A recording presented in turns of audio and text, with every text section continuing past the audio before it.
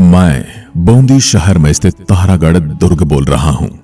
मैं वही दुर्ग हूं जिसकी गर्भ गुंजन नाम की तोप अपने विशाल आकार और मारक क्षमता से शत्रुओं के छक्के छुड़ाने का काम करती थी। मैं वही विशाल किला हूं जो अपनी अंदरूनी सुरंगों के लिए विश्व प्रसिद्ध हुआ करता था। मैं वही दुर्ग हूं जिसे भित्तियां चित्रों का स्वर्ग कहा जाता है, जहां भित्ति चित्रों का मोह खजाना और चित्रांकन में मुगल कालीन नजाकत और सुनहरी रंग की अपनी चटक है। मैं वही शापित किला हूं जहां दीवान की रानियों के श्राप के कारण आज भी मेरे शहर के बेईमान लोग अपना खुशहाल जीवन जीते हैं और ईमानदार दुखी रहते हैं। इसकी पूरी कहानी मैं आपको आगे बताने वाला हूं। मुझे राजस्थान का जिब्राल्टर भी कहा जाता है। मैं अरावली की ऊंची पहाड़ियों में स्थित एक नाग पहाड़ी पर स्थित एक शानदार दुर्ग हूं। मेरी संरचना झील में तारे के समान दिखने के कारण मुझे तारागढ़ के नाम से जाना जाता है। मेरे शानदार महलों को इतिहासकार जेम्स टॉड ने भी सबसे सर्वश्रेष्ठ महलों की संज्ञा दी है। मेरे निर्माण और इतिहास की बात करूं तो इस दुर्ग का निर्माण राव बरसिंह बूंदी ने 1354 ईस्वी में मेवाड़, मालवा व गुजरात की ओर से संभावित आक्रमणों से बूंदी की रक्षा हेतु मेरा निर्माण करवाया था। लगभग 1426 फीट ऊंचे पर्वत शिखर पर निर्मित मैं 5 मील के क्षेत्र में फैला हुआ हूं। हाथी पोल, गणेश पोल तथा हजारी पोल मेरे किले के प्रमुख प्रवेश द्वार हैं। हाथी पोल के दोनों ओर 2 हाथियों की प्रतिमाएं महाराव रतन सिंह द्वारा स्थापित कराई गई थी। महाराणा क्षेत्र सिंह बूंदी विजय के प्रयासों में वीरगति को प्राप्त हुए थे। उनके पुत्र महाराणा लाखा काफी प्रयासों के बावजूद भी मेरे किले को अधिकार में न कर सके, अतः मिट्टी का नकली किला बनाकर ध्वस्त किया और अपनी प्रतिज्ञा पूरी की। लेकिन नकली किले की रक्षा के लिए भी मेरे हाड़ा राजाओं ने अपने प्राणों की बाजी लगा दी तथा हाड़ाओं की प्रशस्ति में कही गई उस उक्ति को चरितार्थ कर दिखाया। बाल हट बका देवड़ा, करतब बंका गौड़, हाड़ा बाका गाड़ में रणबंका राठौड़। मेरे किले के भीतर बने महल अपनी शिल्पकला और भित्ति चित्रों के कारण अद्वितीय हैं। इन महलों में छत्र महल, अनिरुद्ध महल, रतन महल, बादल महल और फूल महल प्रमुख हैं। रंग महल मेरे यहाँ के राजा शत्रुशाल ने बनवाया, जिसके भित्तियां चित्र बहुत सुंदर हैं तथा राजा उमेद सिंह ने एक चित्रशाला बनवाई थी जिसे भित्तियां चित्रों का स्वर्ग कहा जाता है। अन्य भवनों में जीवरखा महल, दीवान एआम, सिलह खाना, नौबत खाना, दूध महल, अश्वशाला आदि प्रमुख हैं तथा 84 खंभों की छतरी भीम बुर्ज, शिकार बुर्ज, फूल सागर, जैत सागर जलाशय मेरे शहर की छटा में 4 चांद लगाते हैं। मेरे दुर्ग को बूंदी नरेश ने अपनी रियासत के शत्रुओं से पूरी तरह सुरक्षा के लिए निर्मित करवाया था, इसलिए देश के सबसे सुरक्षित किलों में से एक माना जाता हूं। किले का निर्माण करने के लिए पहाड़ी के एक सिरे को पूरी तरह ढलवा बना दिया गया था और फिर इसे कगार पर बनाया गया था। लंबे समय तक इस दुर्गम और दृढ़ सुरक्षित दुर्ग ने बूंदी रियासत की रक्षा की है, लेकिन वक्त के थपेड़ों से जर्जर हालात में पहुंच चुके मेरे भव्य दुर्ग का इतिहास बड़ा रोचक है।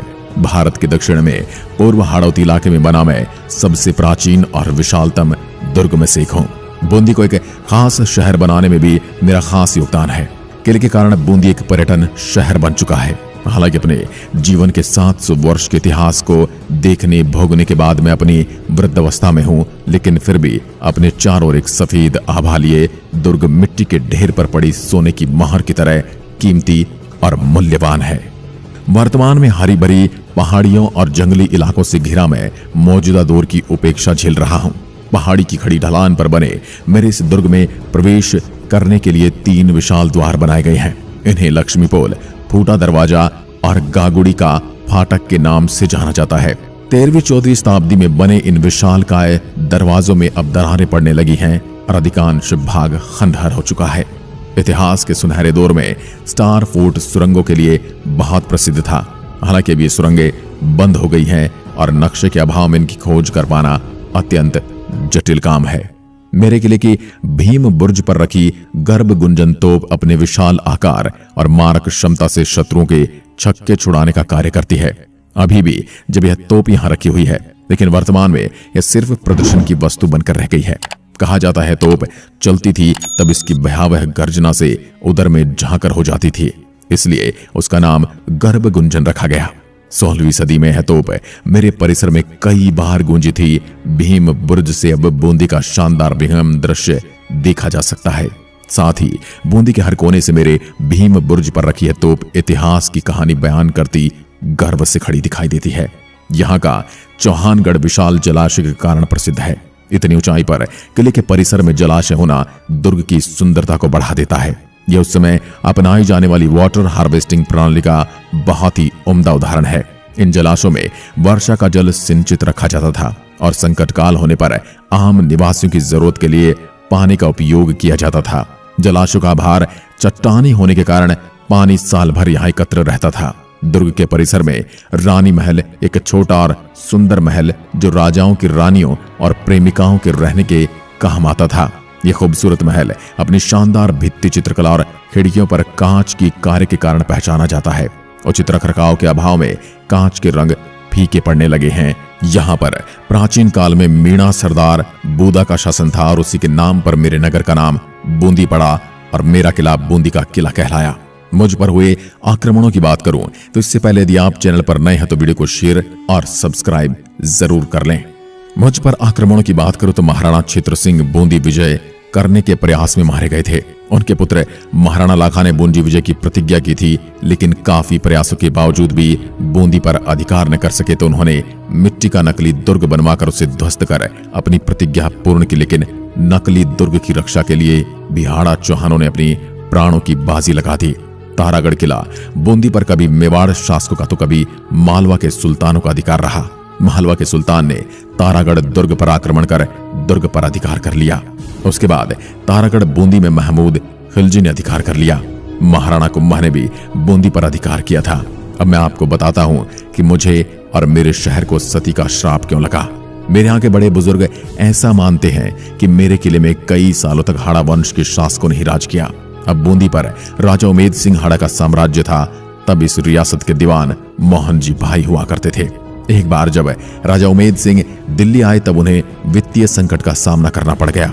उस बीच उन्होंने बूंदी में अपने दीवान के पास एक संदेश भिजवाया कि उन्हें कुछ मुद्राएं और मोहरें तत्काल प्रभाव से दिल्ली भेज दी जाएं। दीवान को अपने राजा का संदेश मिल गया और उन्होंने इसका पालन भी किया, लेकिन दीवान को डर था कि कहीं रास्ते में कोई इन मुद्रा को लूट न ले, और इसी डर से दीवान ने मुद्राओं को लकड़ी के बांस के अंदर सोने चांदी के सिक्के भरे और बांस को चारों ओर से बंद कर दिया और बैलगाड़ी पे लाद कर दिल्ली की ओर रवाना कर दिया। लेकिन जब यह सोने चांदी के सिक्कों से भरी गाड़ी राजा को मिली तब राजा को बहुत गुस्सा आया कि मैंने तो मुद्राएं मंगवाई थी, ये लकड़ी के बांस क्यों भिजवा दिए। इसके बाद राजा के आदेश पर दीवान को शूली पर लटका दिया गया।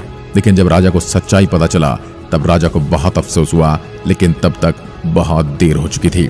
सती होने से पहले दीवान की दोनों पतियों ने बूंदी को यह श्राप दिया कि यहाँ ईमानदार लोग हमेशा परेशान रहेंगे, जबकि बेईमान लोग हमेशा खूब फलेंगे फूलेंगे। एक गलतफहमी में आकर राजा ने उसकी दीवान की जान ले ली और दीवान की दोनों पत्नियां उनकी चिता के साथ सती हो गई। लेकिन उस वक्त सती होने से पहले उन्होंने बूंदी को श्राप दिया था। उसका असर आज भी देखने को मिलता है। यदि आप मेरे खूबसूरत बावड़ियों के शहर और मुझे देखने आना चाहते हैं तो आपको बता दूं, तारागढ़ किले का सर्वश्रेष्ठ यात्रा समय अक्टूबर से मध्य अप्रैल तक के बीच माना जाता है। और वीडियो में बताई गई जानकारी आपको पसंद आई हो तो वीडियो को लाइक, शेयर और चैनल को सब्सक्राइब करना ना भूलें। मिलते हैं अगली वीडियो में, तब तक के लिए नमस्कार। जय हिंद, जय भारत।